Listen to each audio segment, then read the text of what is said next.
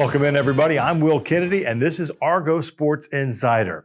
Every edition, we are going to bring you the exciting things that are going on here at the University of West Florida with our athletics department. We've got a ton to talk about on this edition. We'll get into the fall sports, which are still playing on into the NCAA playoff rounds. Maya Clark's going to preview both volleyball and women's soccer hosting NCAA regional play coming up here this weekend.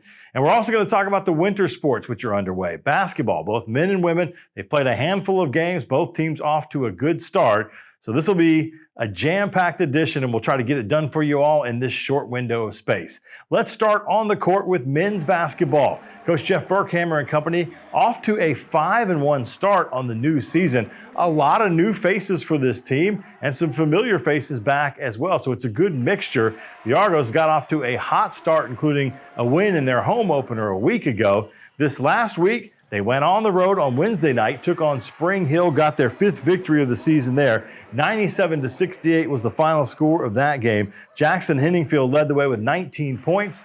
Wendell Matthews had 14 as the Argos got that 5th victory of the season and then turned around and they were back at home to play the first of a doubleheader on Sunday for their second home game of the season in the Fieldhouse. It was a tough one.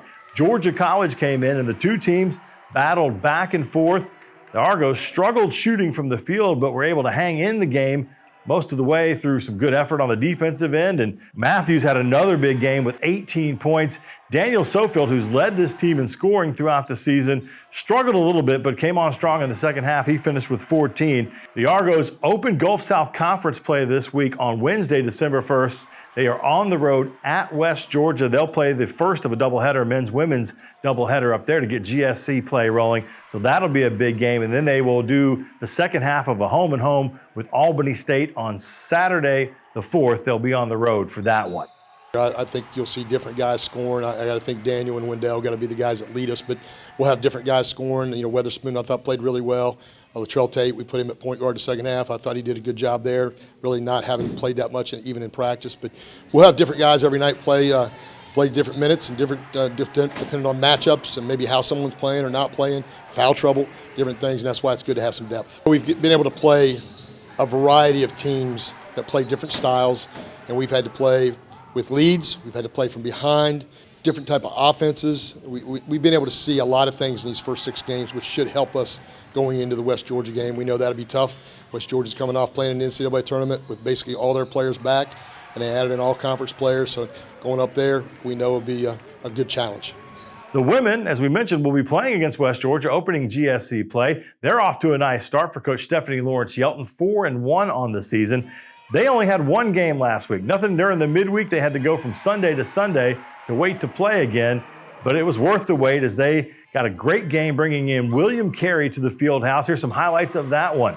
The Argos jumped out to an early lead in this game, up as much as 10-2 early on, and then William Carey, the Crusaders, came back and really made this a game throughout, at least for about 3 quarters. The Argos struggling from the outside, struggling to find some offense, and it was really senior Gabby Brown who carried the way early in this game, attacking the rim, hitting a few early shots, and then putting her team in a position down a little bit at the half, down 1 after 3 quarters. It was all about the 4th quarter for the Argos in this game as they were able to jump out in the 4th quarter with a 9-0 run, powered by Brown, powered by Jacqueline Jarnett, who had 20 rebounds in this game to go with 12 points, so another double-double for Jacqueline.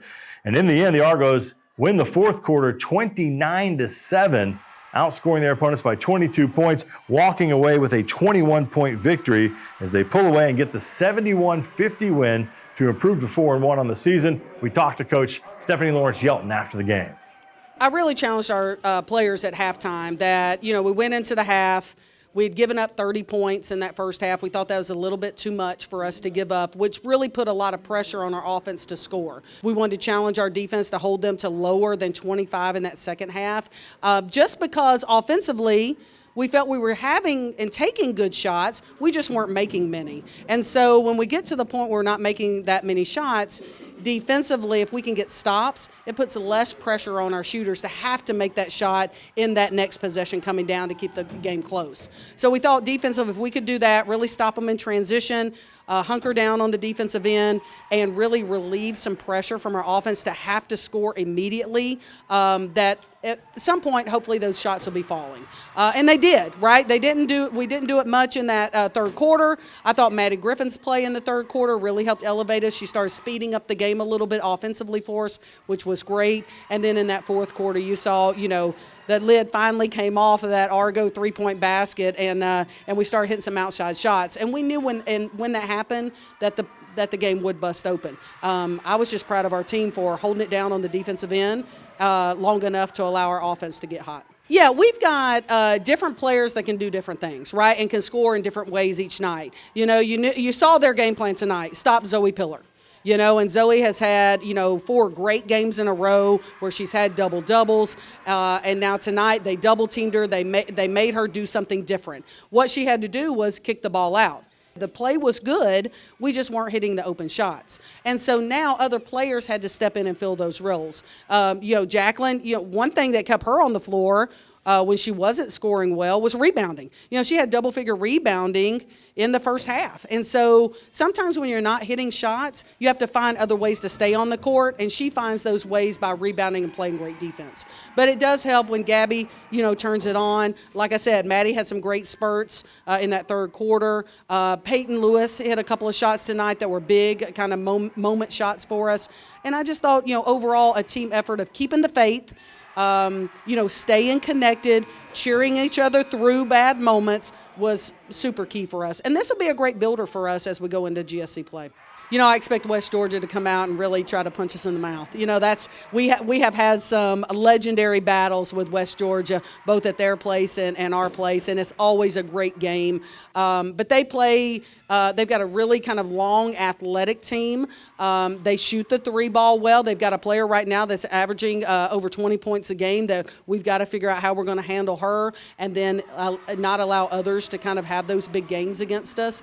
But offensively, I think, if we can get to the point where those open shots are falling for us, obviously that helps relieve the pressure for us a little bit.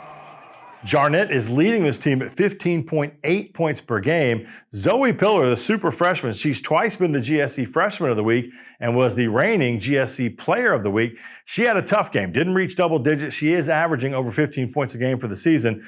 But you can see William Carey came to take her out of the game. It'll be interesting to see if West Georgia this week looks to do the same. And then the Argos will be at home again with Columbus State coming in Saturday. That's going to be an early tip, a noon tip for the home basketball game for the women against Columbus State, because we've got volleyball in the field house this weekend, as well as the Argos, for the first time, are the #1 seed in the NCAA Regional, and they are hosting the NCAA Regionals.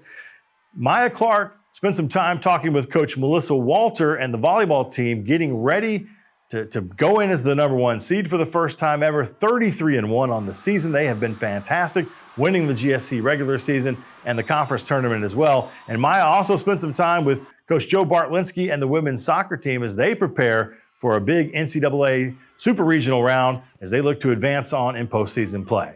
Hey Argos, I'm Maya Clark, and for the first time in program history, volleyball is hosting the South Regional Championship. We had a chance to talk to head coach Melissa Walter.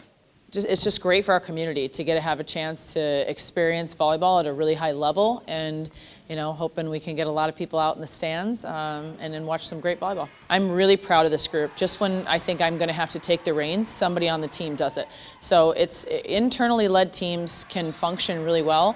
They problem solve extremely well, and when the day is done, they're going to have each other's backs when they're pushed to the limit. Really, where we're at right now is just, obviously in postseason, you can't look ahead. You really have no business looking even behind. So the teams that we've played that we could potentially face, and Spring Hill being obviously the first one, whatever's happened before now doesn't matter. So we just, Thursday is Thursday, and that's where we're starting, and that's the only focus that we have right now. And I think it's worked really well for us this season. The action will start on Thursday at 12 p.m. right here in the UWF Fieldhouse. UWF will play at 7:30 against Spring Hill College. For all the information on ticketing, live stats, and streaming, be sure to check GoArgos.com on the volleyball page and visit the South Regional Championship page or download the Argo Armada app.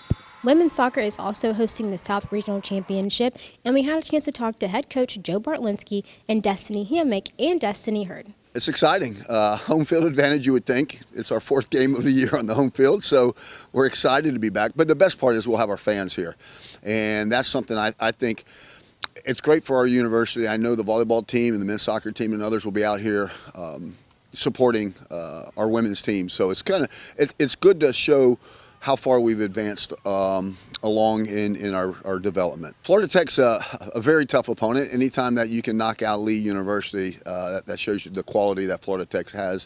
Very stingy on the defense, and that's kind of, that's a concern. We're young and we're gaining experience in front of goal. So I'm kind of, hopeful that we create our chances, but hopefully that we'll be able to finish a couple opportunities.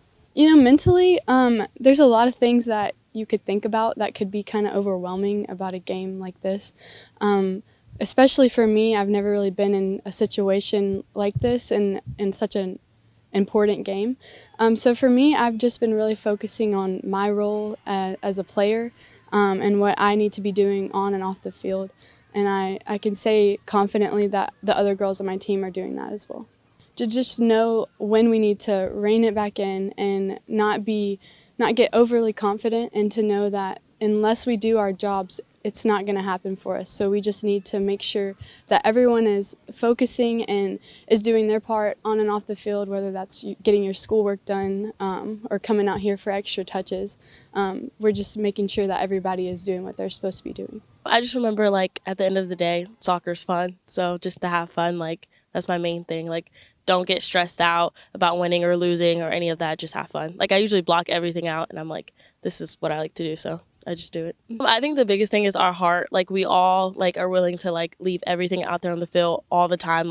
We'll walk off with a broken leg and still be happy.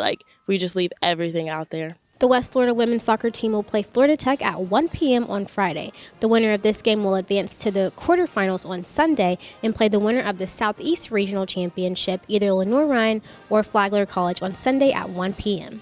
For all the information on women's soccer, be sure to check GoArgos.com on the women's soccer page and visit the South and Southeast Championship page. We'll take a short break and be back to wrap up the show in just a minute. Real change occurs in that split second, a moment of connection among people. With a common purpose, A shared vision, and a unified goal.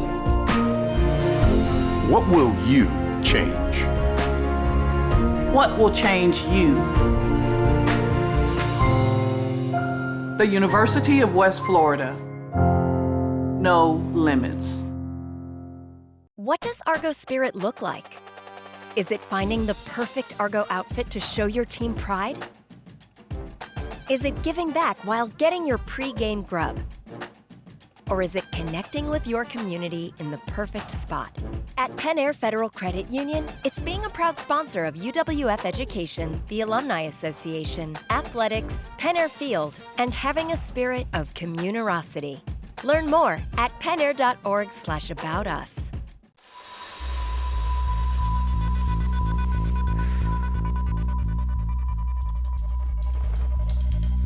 For those who measure success by the worn tread on their tires, and those who strengthen their body and mind and drift through their weekends over nature's curve.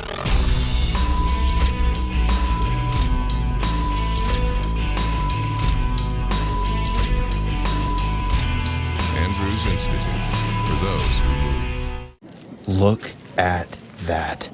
Your Whataburger, made exactly the way you want it. Because sometimes you gotta take matters into your own hands.